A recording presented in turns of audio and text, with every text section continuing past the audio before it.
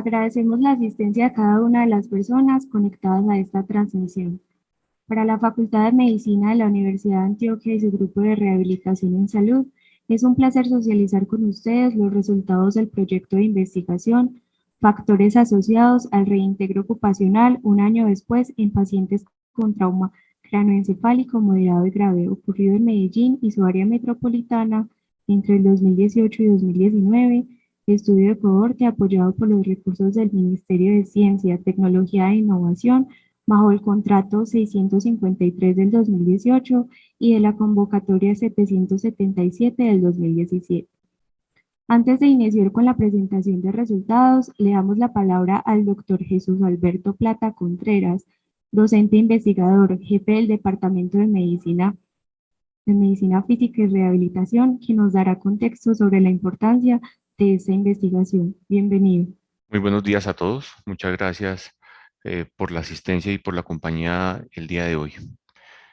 Para mí es un motivo de orgullo poder estar finalizando este proyecto de investigación. Gracias al trabajo conjunto de los demás profesores, estudiantes de posgrado, co-investigadores que han estado colaborando e indudablemente también a las diferentes instituciones hospitalarias que lograron vincularse, que tuvieron la disposición para facilitarnos la información de los casos clínicos y que vamos a presentar el día de hoy. Posiblemente para el común de los asistentes, el trauma craneoencefálico es una causa frecuente de muerte y de discapacidad no solamente en Colombia, sino en el mundo. Estimamos más o menos una incidencia anual que puede oscilar entre los 27 y los 60 millones de casos por año. En nuestro país es la segunda causa de muerte por causa externa, luego del politraumatismo, y es uno de los principales motivos de consulta en los servicios de urgencias, ya que es la cabeza es la principal zona corporal lesionada en este tipo de accidente.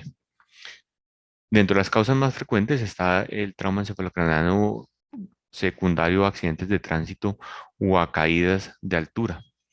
Y el problema del trauma craneoencefálico para nosotros, para el sistema de salud, para la sociedad y para las familias, es que deja secuelas motoras, cognitivas o comportamentales hasta en el 80% de los casos en aquellas personas que sobreviven a un trauma que clasificamos como grave.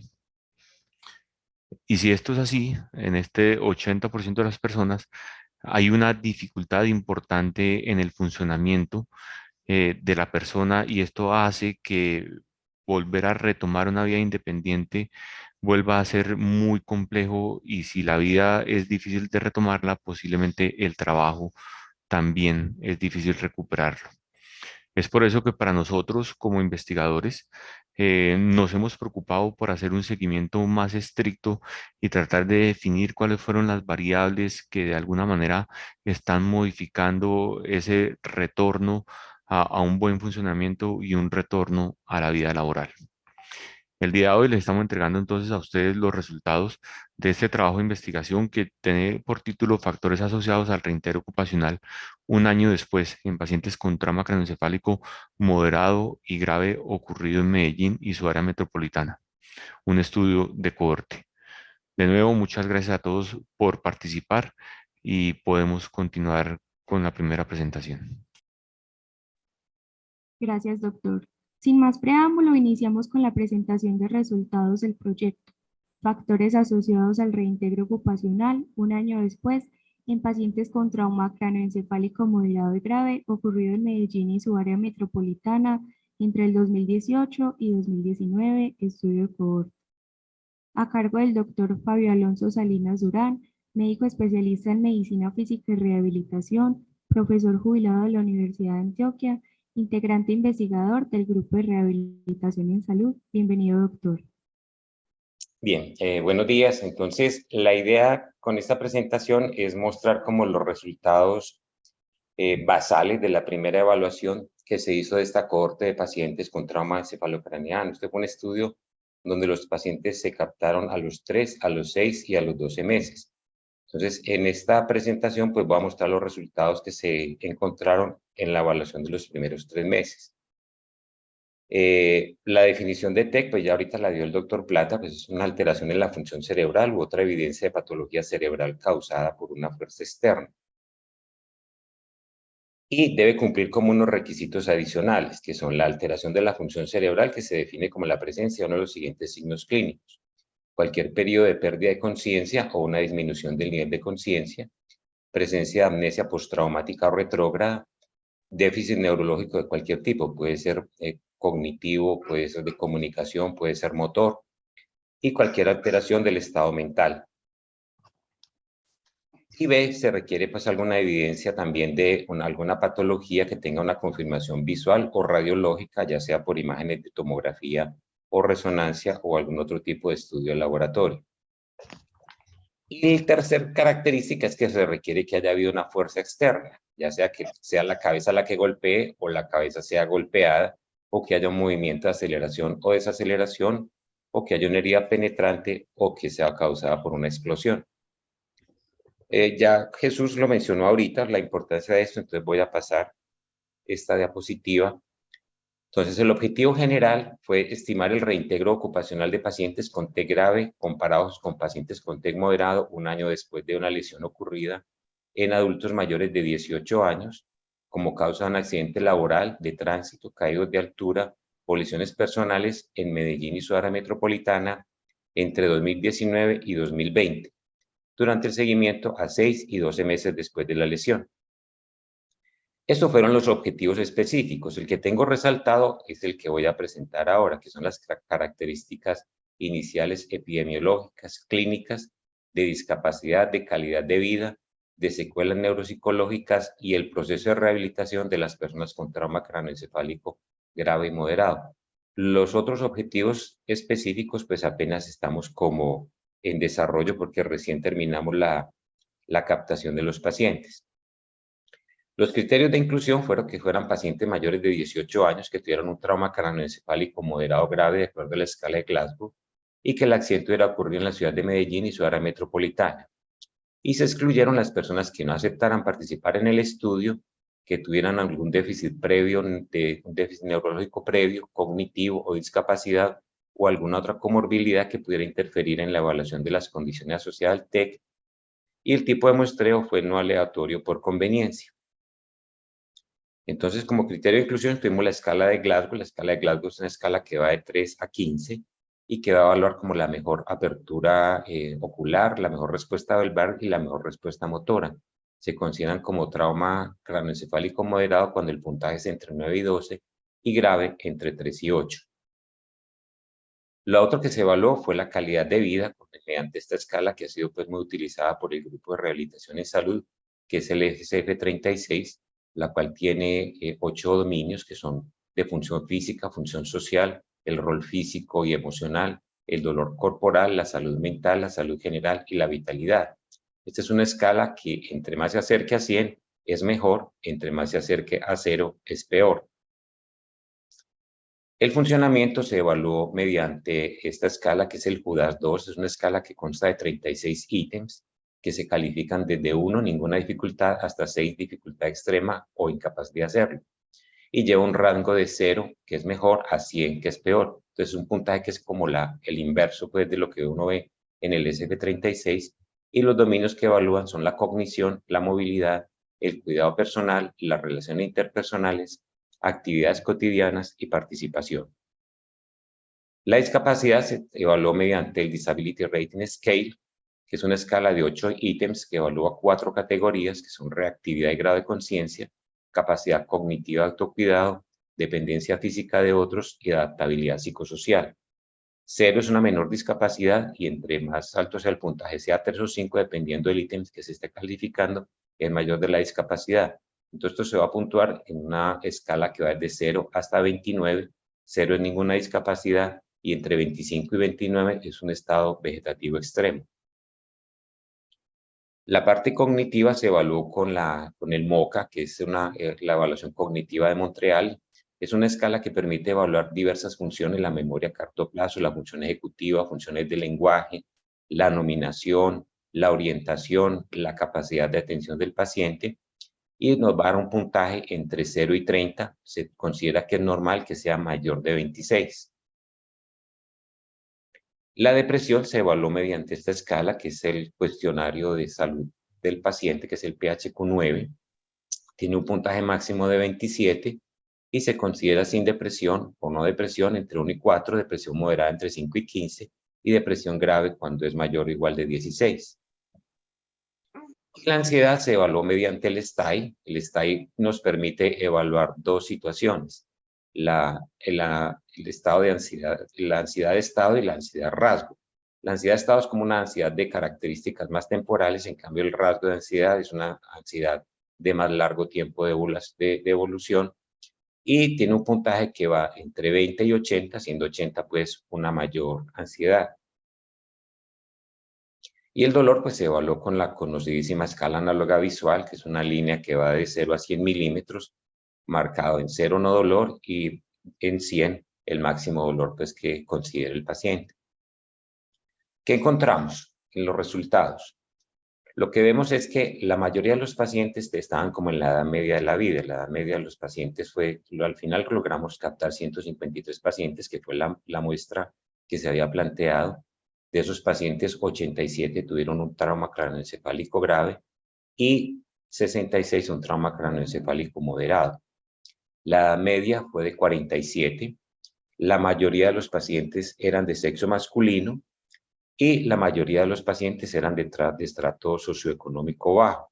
Que eso de todas maneras nosotros siempre en las investigaciones pienso que tenemos un sesgo de selección por los sitios donde captamos los pacientes y los pacientes pues que nos aceptan usualmente participar en estas investigaciones.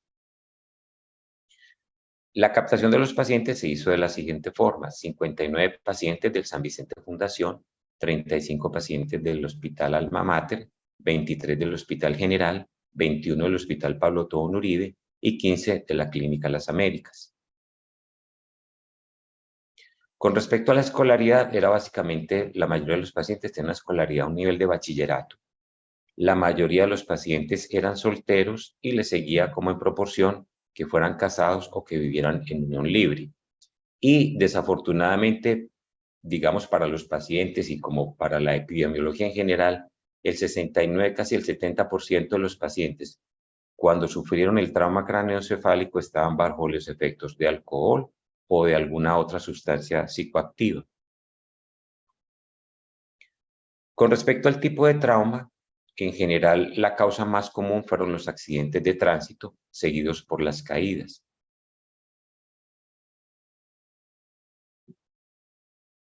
Con respecto a la situación laboral, la mayoría de los pacientes trabajaban por su propia cuenta, demostrando como la misma informalidad grande que hay en el país, y le seguían con un 26,5% los pacientes que eran asalariados.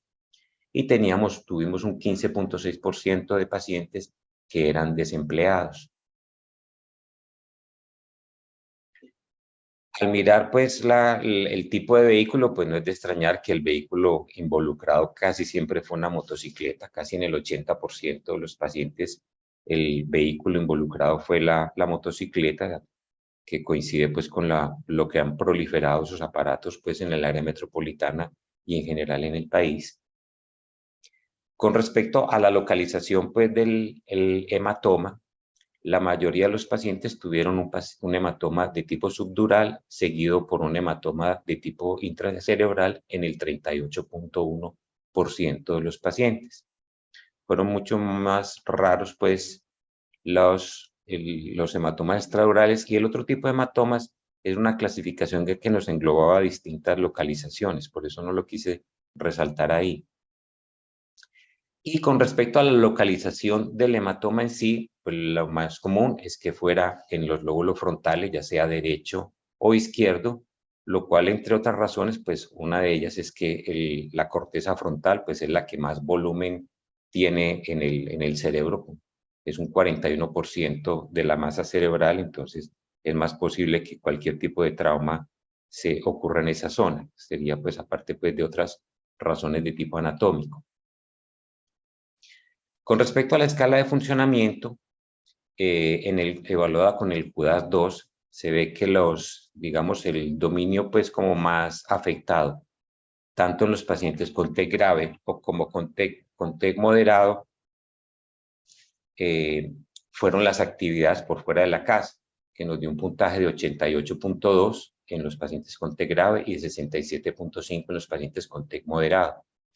Le siguieron las actividades domésticas en los pacientes con TEC grave y en tercero en los pacientes con TEC grave y los que mejor estaban eran las de las relaciones interpersonales, tanto en los pacientes con TEC grave como con TEC moderado.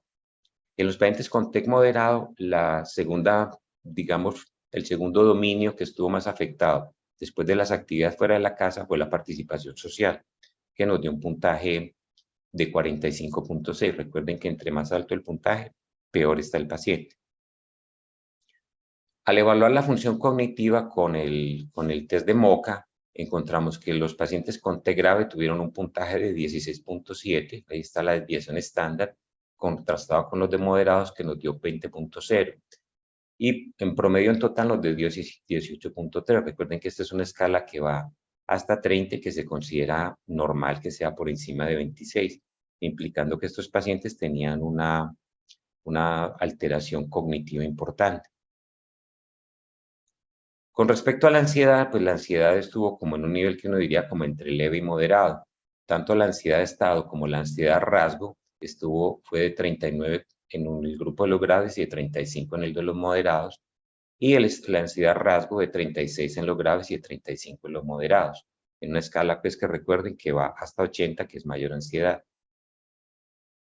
El dolor ocurrió algo parecido. El dolor también uno lo podría calificar como entre leve y moderado porque los puntajes fueron 37.9 en los graves y 35.1 en los moderados, en una escala que, recuerden, va hasta 100 milímetros.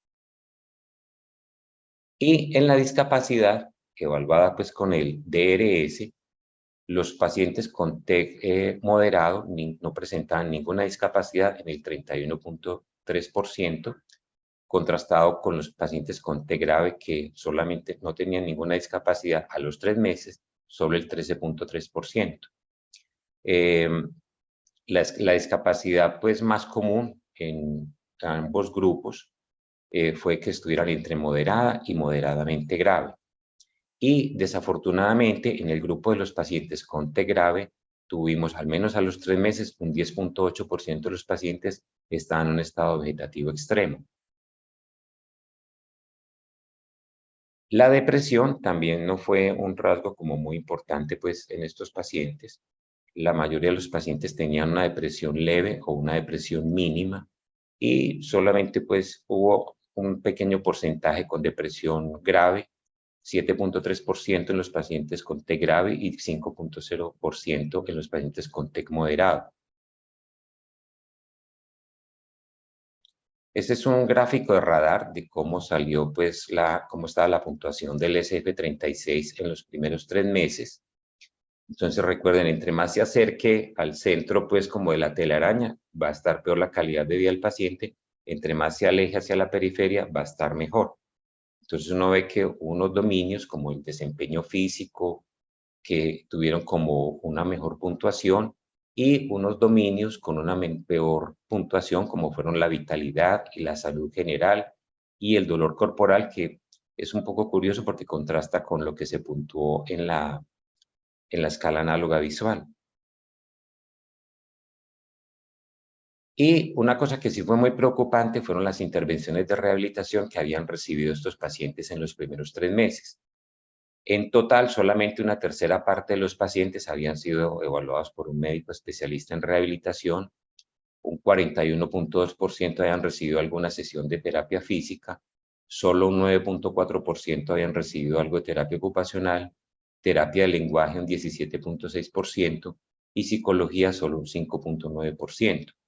Y eso es preocupante porque de todas maneras estos pacientes están en hospitales de tercer y cuarto nivel de atención, donde usualmente hay recursos de rehabilitación, pero hay veces no hay problemas de algún tipo administrativo o en el momento en que se genera la interconsulta, pero sí fue muy llamativo que tan poquitos pacientes tuvieran las intervenciones de rehabilitación en los primeros 3 meses. La dificultad más importante que tuvimos para desarrollar esta investigación fue la pandemia. La pandemia, con sus restricciones, con todas las limitaciones que se pusieron, con los temores de las personas de recibir a alguien extraño en la casa, nos hicieron que una investigación que se había propuesto como para 3 años, se nos fueran casi 5 años desarrollándola para poder captar toda la muestra. Tuvimos otra limitación y fue que como nosotros captamos los pacientes en los primeros 3 meses, no en la fase como tan aguda, no evaluamos la amnesia postraumática, que puede ser uno de los indicadores importantes para el pronóstico del paciente. Yo quise, como en esta diapositiva, resumir los hallazgos que encontramos. Entonces, usualmente esta cohorte estuvo compuesta por hombres jóvenes con un nivel de escolaridad bachiller, con un trabajo informal, que habían sufrido un accidente de tránsito en moto bajo los efectos de alcohol o alguna sustancia psicotrópica, que habían presentado un hematoma frontal, que tenían tanto una ansiedad como un dolor entre leve y moderado, igual con la depresión, y que su mayor alteración, su mayor modificación en su estilo de vida era poder desarrollar actividades por fuera del hogar. Eso era lo que tenía para presentar. Para conocer el funcionamiento y la calidad de vida relacionada con la salud en pacientes con trauma craneoencefálico grave versus el moderado un año después, invitamos al doctor Daniel Loaiza Bedoya, médico de la Universidad Tecnológica de Pereira, estudiante, residente segundo año de la especialización en Medicina Física y Rehabilitación de la Universidad de Antioquia. Bienvenido. Bueno, muy buenos días a todos. Me complace presentar el día de hoy el proyecto de investigación titulado Funcionamiento y calidad de vida relacionada con la salud en pacientes con TEC grave versus moderado, un año después en un país de medianos ingresos. Nuevamente, mi nombre es Daniel Loaiza Bedoya. Este es el grupo de coinvestigadores. Todos pertenecemos al grupo de investigación en salud, GRES. A manera de introducción, ya nos han comentado los doctores sobre cuál ha sido su definición, la importancia del impacto que ha generado. Me gustaría adicionar que es común que se refiera a esta entidad como la epidemia silente, ya que es la causa líder de muerte prematura y discapacidad a largo plazo en personas jóvenes y productivas. Se estima que en países de bajos y medianos ingresos en las Américas y en el sudeste asiático es responsable del 12% de las muertes. Esto se contrasta con menos del 6% en países desarrollados. Y a pesar de que han mejorado las estrategias del tratamiento y del manejo agudo del paciente con TEC, se estima que la gran mayoría de pacientes sufren algún grado de discapacidad permanente. Como bien lo mencionaban los doctores Plata y el doctor Salinas, el TEC genera un impacto negativo, no solo en el funcionamiento, sino en la calidad de vida relacionada con la salud.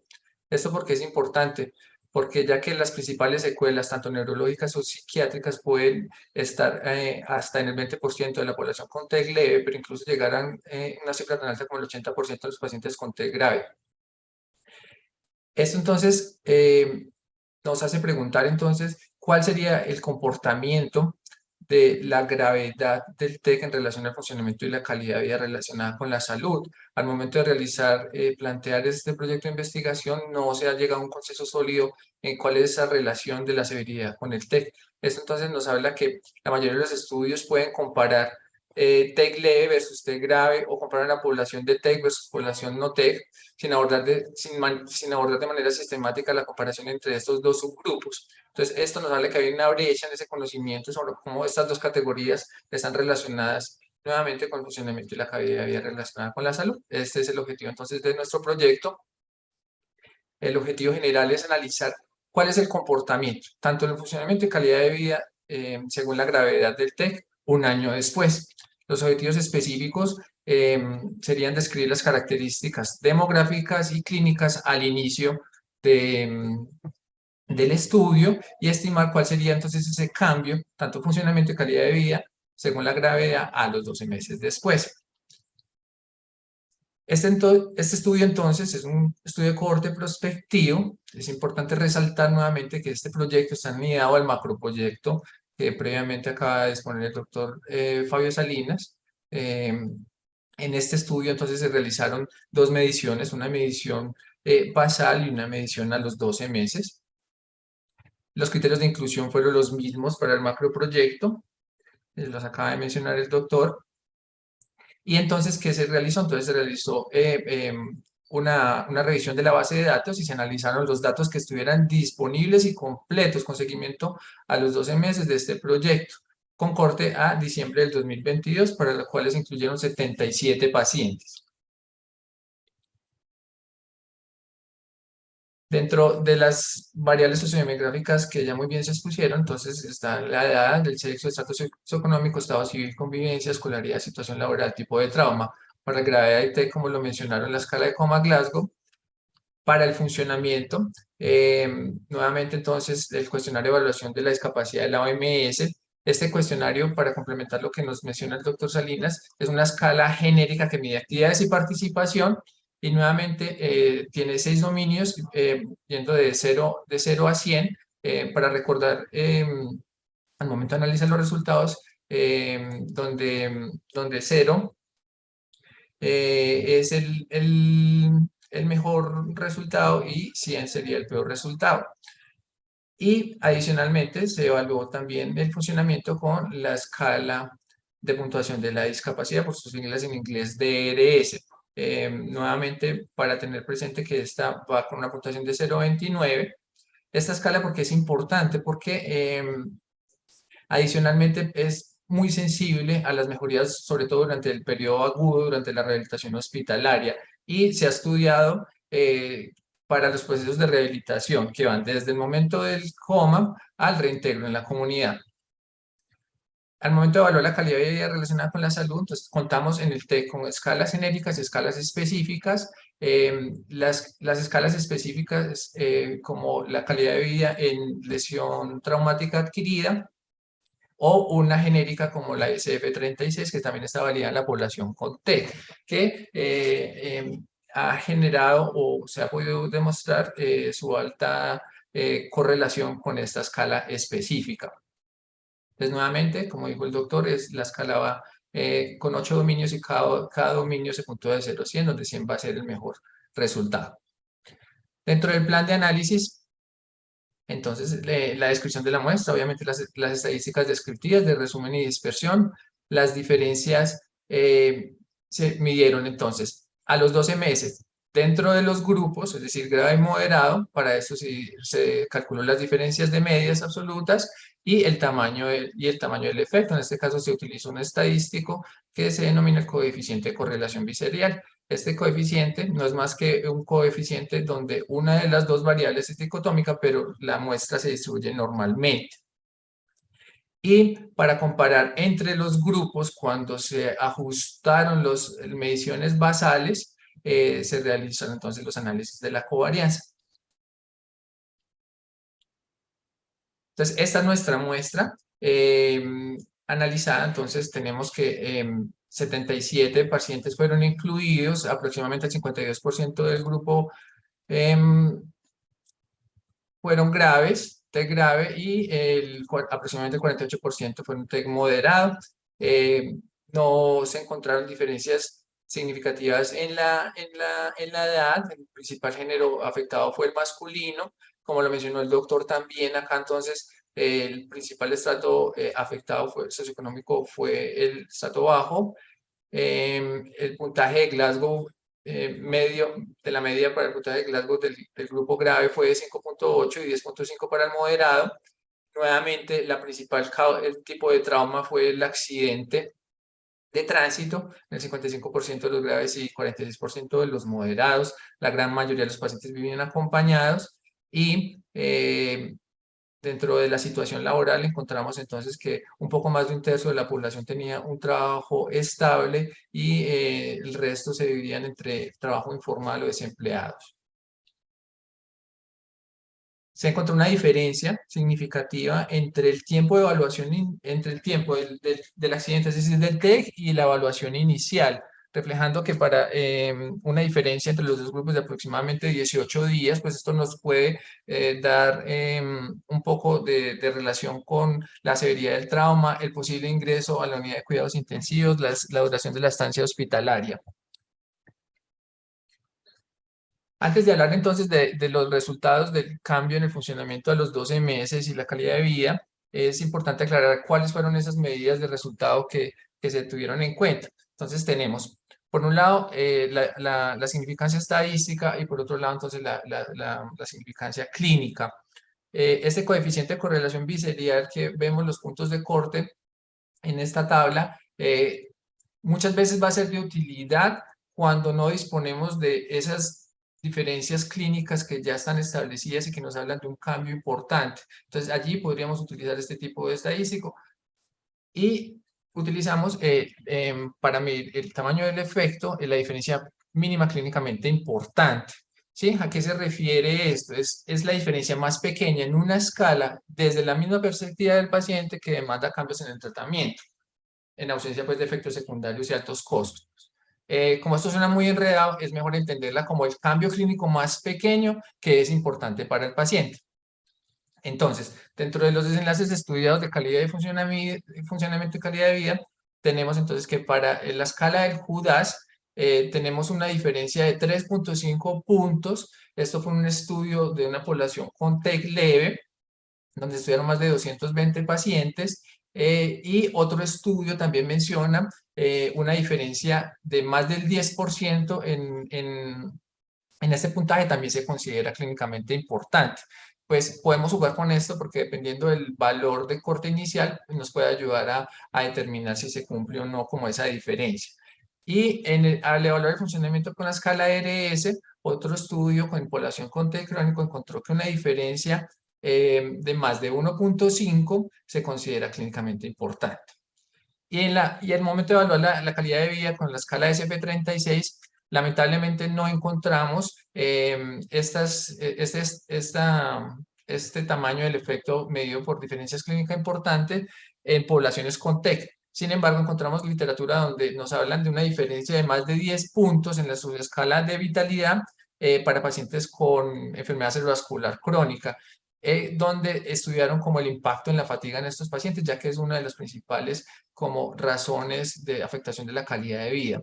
Y en el resumen del componente mental, una diferencia de más de 6.8 puntos también se considera clínicamente importante. Este estudio fue en una población con mielopatía cervical. Entonces, teniendo claro esto, estos son los resultados de nuestro estudio. Entonces, primero vamos a evaluar las diferencias que tenemos en el funcionamiento. A su izquierda tenemos entonces cuáles serían esas diferencias clínicas importantes y en caso de requerir como un apoyo del estadístico, el coeficiente de correlación visceral. Tenemos acá entonces la muestra de pacientes en el grupo T grave y grupo moderado, la medición basal para cada uno, el cambio a los 12 meses, el tamaño del efecto medio por el estadístico y lo mismo para el grupo moderado. Tenemos dos cuestionarios, entonces el cuestionario de JUDAS, que lo tenemos por puntajes globales con y sin trabajo remunerado, y el de ERS solamente la sumatoria. Entonces, ¿qué encontramos nosotros? Que cuando se evaluó globalmente el funcionamiento, tanto por la escala de ERS o el JUDAS, encontramos que se presentaron diferencias significativas, es decir, de mejoría. Para el DRS, pues las comparaciones, las diferencias pues fueron muy similares y para el JUDAS, pues ambos grupos mostraron evidencia que estadísticamente siendo significativa, pues tendría una mayor tendencia a una mejor recuperación en el grupo del TEC moderado. Sin embargo, esto es importante no solo verlo desde el estadístico, sino, como mencioné previamente, cuál sería ese impacto para la calidad de vida del paciente. Entonces, vemos que teniendo en cuenta estos valores de corte, al momento de evaluar globalmente el funcionamiento, se alcanza entonces esta diferencia que sería clínicamente significativa. Ya al momento de evaluar por subdominios en el funcionamiento por medio de la escala JUDAS, entonces encontramos el principal hallazgo fue la secuela, si se podría decir la palabra, a los 12 meses. En el grupo de TEC moderado no alcanza ese cambio en la cognición que permita pues una recuperación, siendo diferente para el grupo del TEC moderado. Entonces vemos que en este grupo de TEC grave, tanto estadística como clínicamente importante, este fue como el principal hallazgo en cuanto a afectación en funcionamiento. Al evaluar las relaciones sociales de los pacientes, vemos que hay como al menos el doble de la valoración estadística, pero al momento de verlo, si esto es relevante clínicamente, pues no hay una diferencia importante y ambos encuentran como ese cambio significativo para evaluarlo. Y en el resto de los subdominios se encontraron entonces principalmente que hubo una mejoría clínicamente importante. Acá, ¿qué tenemos? Pues para mostrar un poco gráficamente estos resultados, estos son gráficos de violín con puntos que nos van a hablar en los comportamientos individuales de cada una de las mediciones. Acá tenemos el grupo grave con una medición basal a los 12 meses y el grupo moderado. Tenemos entonces que cada una de estas líneas punteadas corresponden a cada medición individual de los pacientes. Esto nos ayuda a ver como un poco la simetría de estos resultados, si existen o no existen extremos. La línea roja correspondería en este caso a la mediana, ya que pues era una medición no paramétrica. Ya entonces al momento de evaluar calidad de vida, tenemos entonces los resultados de la escala del SF36. Al momento entonces de evaluar cuál fue ese cambio de salud, se encuentra una diferencia importante en cada uno de los grupos a los 12 meses. Sin embargo, cuando se evaluó específicamente el componente de salud general del paciente en el último año, ambos grupos, tanto los grupos de TEC grave como TEC moderado, no alcanzaron como esta diferencia. Y si lamentablemente no tenemos como esta media, este parámetro de la diferencia clínicamente importante, pero acá nos podemos como apoyar de este estadístico, ya que nos habla que este cambio sería pequeño o incluso muy pequeño. Al momento de evaluar la salud mental, encontramos que en el grupo moderado tuvo una recuperación importante, una diferencia importante, no siendo así este cambio para la salud mental en el grupo de T grave. Eso, si nos devolvemos un poco a la diapositiva anterior de funcionamiento, se correlacionaría con el hallazgo que encontramos de la secuela cognitiva en el funcionamiento.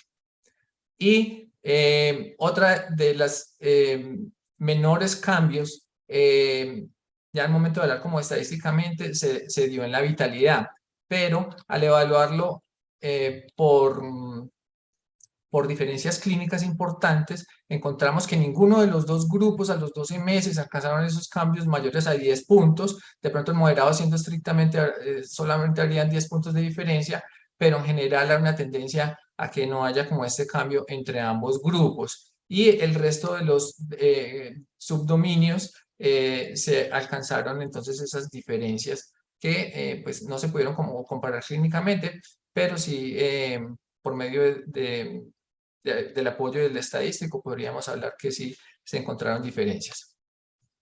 Estas entonces son los mismos gráficos de violín con puntos para poder evaluar como estas diferencias que se encontraron en estos hallazgos principales, que fue en la salud general, en la salud mental y en la vitalidad.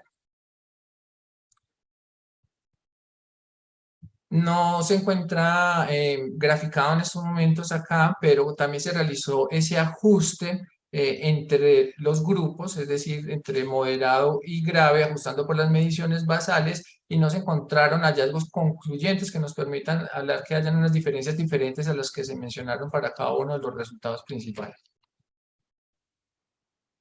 Respecto entonces a la discusión, encontramos que comparado con la calidad de vida se presentó un mejor cambio en el funcionamiento global a los 12 meses. Sin embargo, si ya evaluábamos subdominios en funcionamiento, se encontró una secuela para cognición en el grupo de T grave. En la calidad de vida relacionada con la salud, ambos grupos mostraron resultados desfavorables tanto en vitalidad como en cambio en salud general a los 12 meses y también un cambio negativo en salud mental, correlacionándose con el subdominio entonces en el funcionamiento. Entonces, ¿esto qué nos habla? Entonces, por un lado, cuando hablamos de funcionamiento con la escala ARS, los estudios demuestran que esta escala predice la integración a la comunidad, pero que también predice la calidad de vida relacionada con la salud. Pues este hallazgo no pudo ser como comprobado con nuestro estudio, ya que nosotros no realizamos como ese seguimiento a corto plazo durante la rehabilitación hospitalaria que nos pudiera como permitir ese cambio allí, y medimos nuevamente el DRS al año. Pero es importante tener en cuenta que esta escala la podemos utilizar en estos momentos específicos de la atención de los pacientes. Que el JUDAS, que se utiliza ampliamente en el estudio de la discapacidad, podemos ver que este tiene tendencia a medir más el funcionamiento físico que el funcionamiento cognitivo. Y la calidad de vida relacionada con la salud, que la medimos con el SF36, en su resumen de componente mental nos habla que este predice los cambios psicológicos relacionados a la calidad de vida con la salud. A pesar de que nuestro estudio está con seguimiento a 12 meses, otros hallazgos en la literatura nos muestran que los cambios que se presentan en calidad de vida y funcionamiento cuando se estudian a 2 años, incluso a 3 años, no son diferentes. Entonces podemos incluso predecir desde una medición a los 12 meses un posible pronóstico a futuro en estas poblaciones específicas. Dentro de las limitaciones, como bien nos los mencionaba el doctor Fabio, pues el tamaño de la muestra se pudo estar afectado, es decir, las dificultades propias de un estudio clínico realizado con pacientes, la aceptación por parte de los pacientes en la participación, como bien lo mencionaron, la pandemia COVID ya nos pudo afectar tanto los seguimientos, las modalidades de los tipos de seguimientos, la calidad de las bases de datos en el momento de cruzar los momentos de medición, el proceso pues de recolección de la muestra. Entonces, también encontramos que no habrían como unas mediciones específicas cuando se compara la calidad de vida en poblaciones con TEC. Entonces, nosotros tuvimos la necesidad de extrapolar los datos de otras poblaciones, si se puede decir, similares.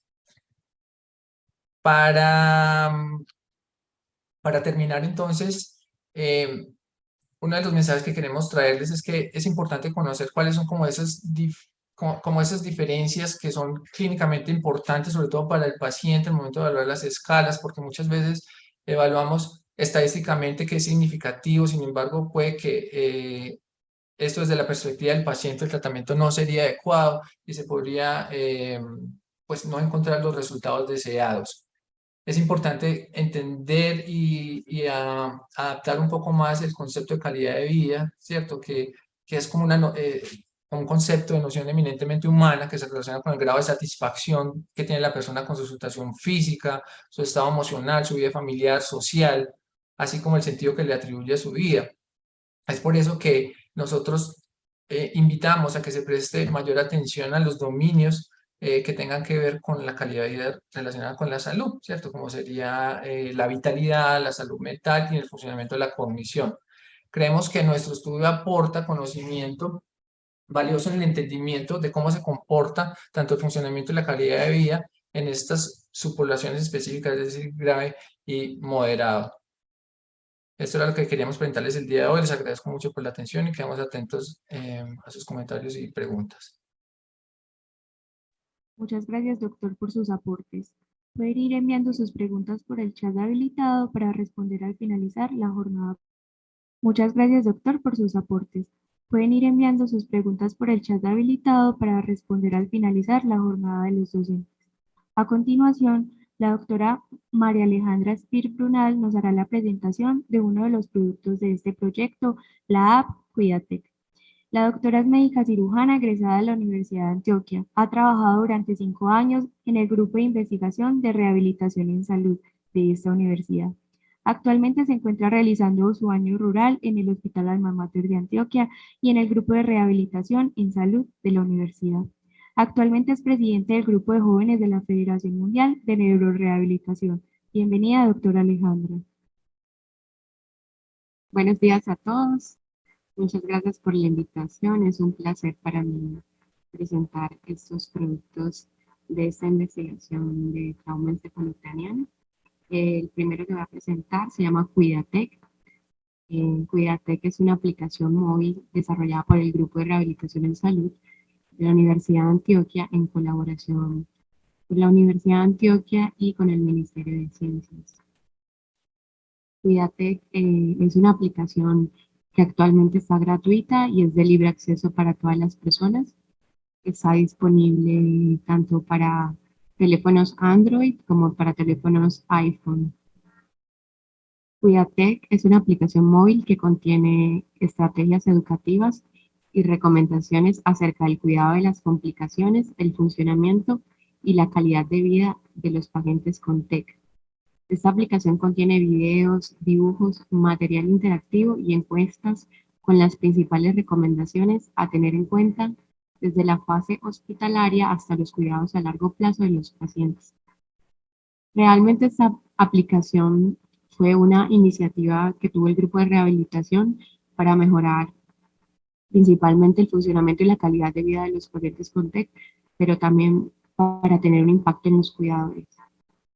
Entonces, acá tenemos un video de cómo es la aplicación.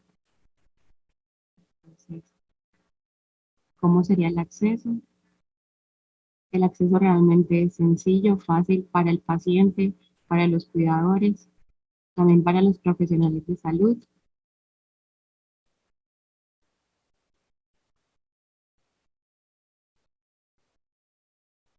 Aquí vemos una interacción con la aplicación. Las personas pueden ir saliéndose de cada casilla.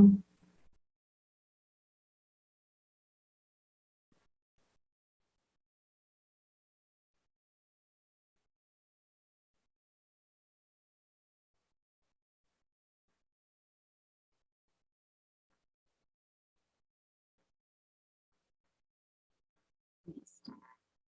Eso es un breve video de cómo es la aplicación.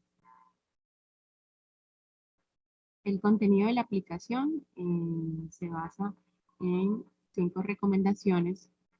¿Se escucha bien? Gracias. El contenido de la aplicación se basa principalmente en 5 recomendaciones.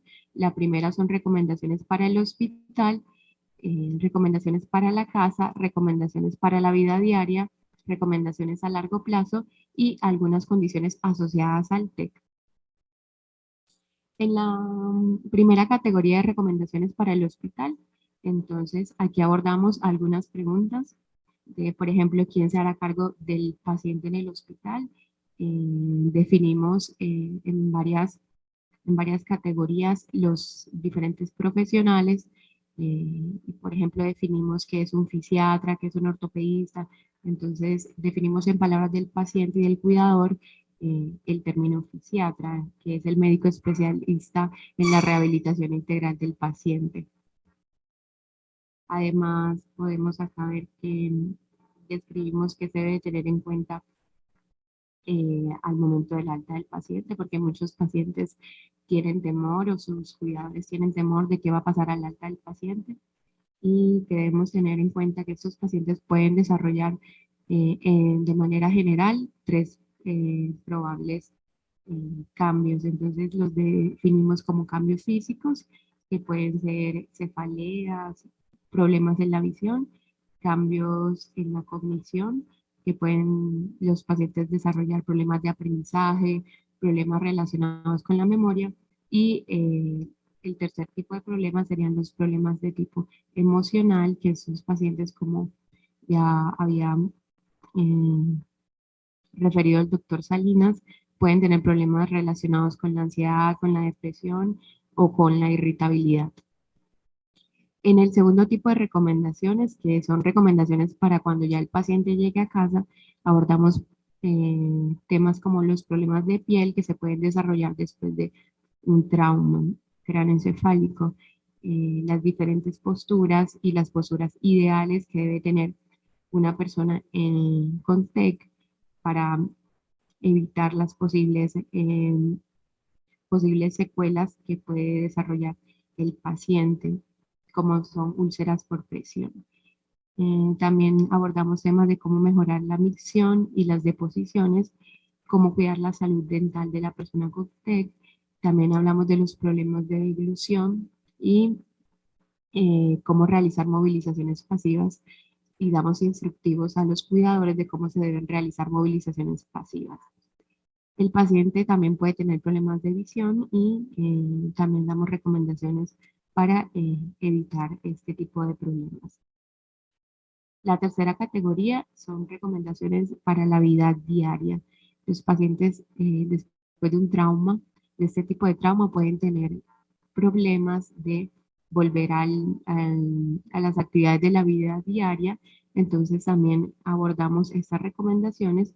Por ejemplo, en esta sección hablamos de cómo sería el abordaje neuropsicológico de estos pacientes, cómo mejorar la atención y la concentración, que son problemas que se pueden derivar de un TEC, cómo mejorar la memoria, qué hacer si un paciente está deprimido. Para esto, en esta aplicación móvil tenemos una serie de preguntas que conforman una encuesta para evaluar síntomas depresivos de la persona con TEC. Y también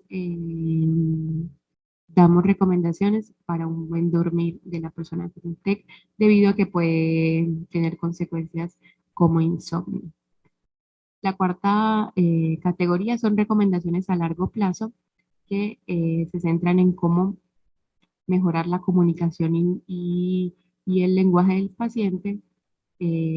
Damos tips, por ejemplo, para una buena alimentación, los ejercicios más recomendables para una persona después de que ha tenido un trauma encefalocraniano, y nos centramos en la prevención de caídas. Y la última categoría son las condiciones asociadas al trauma encefalocraniano. Entonces, después de un TEC, una persona puede quedar con consecuencias derivadas del TEC o asociadas al TEC, como por ejemplo fatiga, espasticidad, cefalea, dolor crónico, irritabilidad. Y nosotros en esta aplicación damos recomendaciones para abordar esta serie de eventos. Por ejemplo, si un paciente convulsiona, nos enfocamos en que el cuidador pueda lateralizar al paciente, cómo hacer en caso de una convulsión, de manera que la aborde de manera tranquila y con recomendaciones pues, adecuadas. La aplicación se puede encontrar en la App Store o en el Google Play, como había mencionado, y aquí están los códigos QR para las personas interesadas en descargar la aplicación. Muchas gracias. Gracias, doctora. Le doy nuevamente la palabra para presentar otro de los productos de este proyecto, la cartilla de recomendaciones para pacientes con trauma encefalocraniano y cuidadores durante la etapa aguda, subaguda y la rehabilitación. Adelante. La cartilla o guía educativa es otro producto de esta investigación y fue realizada por el Grupo de Rehabilitación en Salud también, en colaboración con la Universidad de Antioquia y el Ministerio de Ciencias y Tecnología. Esta es la portada de la guía educativa.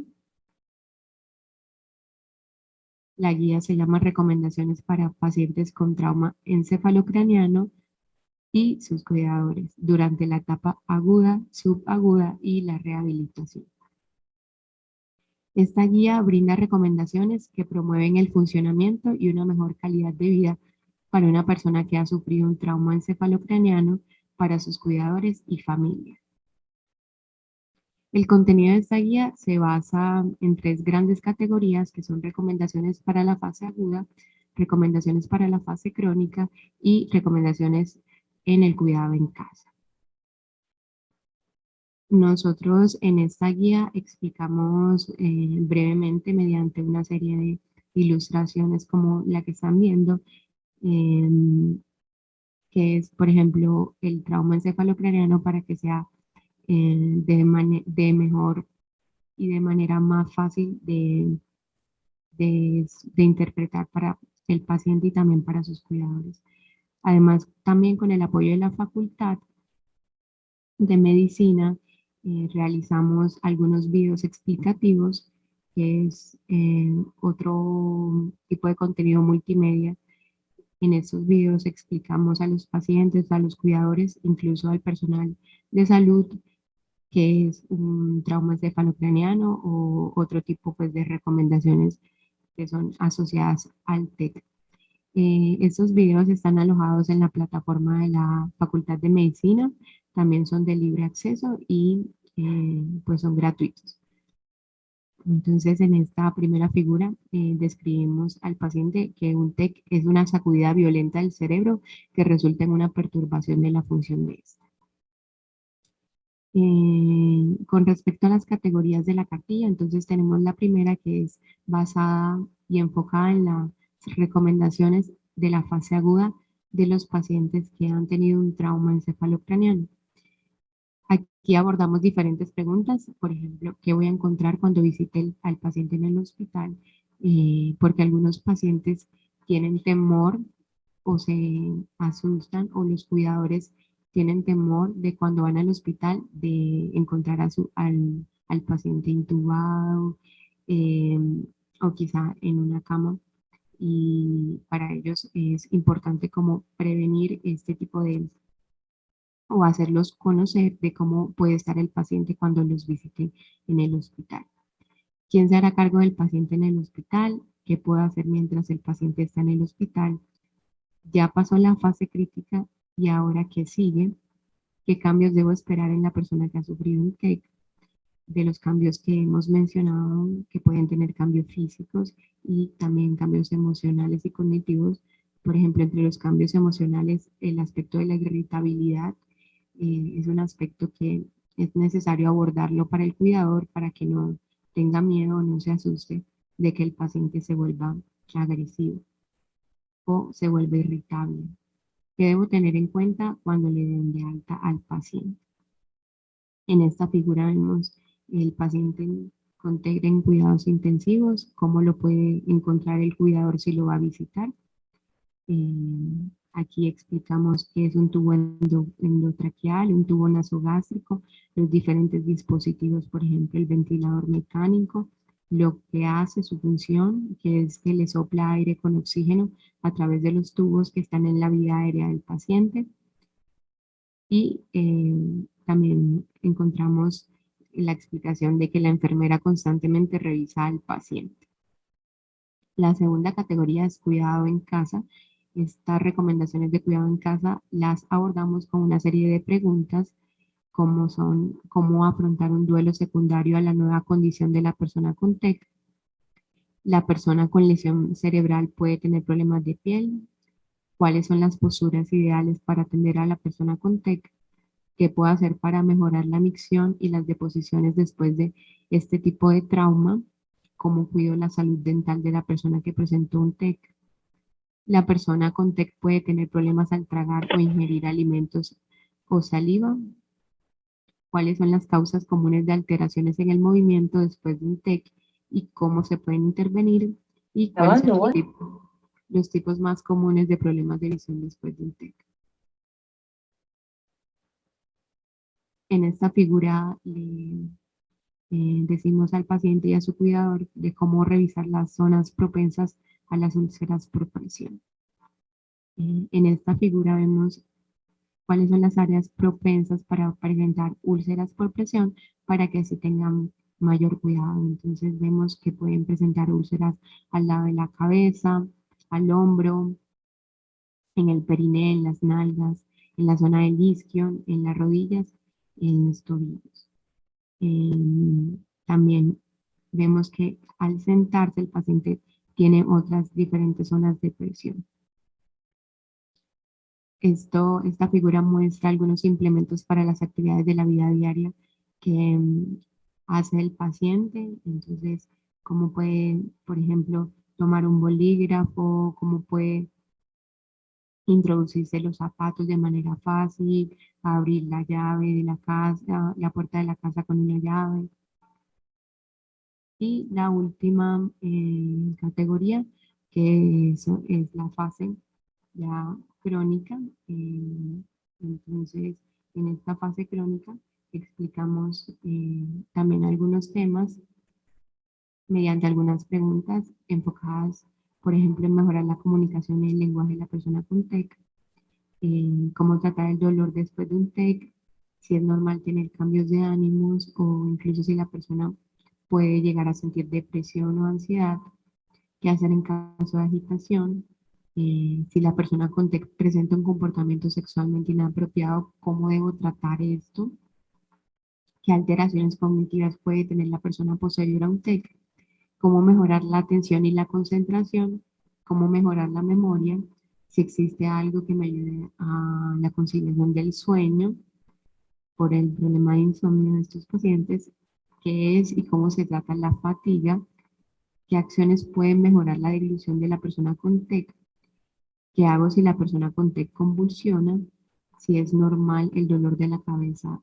posterior al TEC, si debo preocupar llevar una alimentación especial o si al contrario puedo seguir, si el paciente puede seguir comiendo lo que venía comiendo antes, qué tipo de ejercicio es el más recomendable para las personas que han tenido un TEC, si hay algo que pueda mejorar la realización de las actividades que antes hacía diariamente, qué puedo hacer para prevenir o mejorar la espasticidad, que es una complicación derivada después de un TEC, y qué acciones pueden prevenir las caídas. En en este tipo de figura también mostramos al paciente, ya al cuidador más enfocado en qué hacer si el paciente convulsiona, cómo acomodarlo, cómo lateralizar, lo que debe hacer la posición de seguridad. Y también mostramos algunas ayudas para comer. Aquí vemos que pues, algunos pacientes debido a la espasticidad, entonces tienen problemas para comer como lo hacían antes, entonces aquí hay algunas ayudas y también mostramos algunos dispositivos tanto para mejorar la marcha del paciente y algunos dispositivos de ayuda. Muchas gracias. Esta cartilla también está disponible en internet y está de manera gratuita para todas las personas que quieran acceder a ella. Muchas gracias a todos por asistir. Yo creo que, como lo dije al comienzo, es motivo de orgullo nuestro proyecto de investigación, a pesar de las grandes dificultades que tuvimos mencionadas por los coinvestigadores. Pero creo que ya hemos llevado a un buen puerto este proyecto hasta el momento.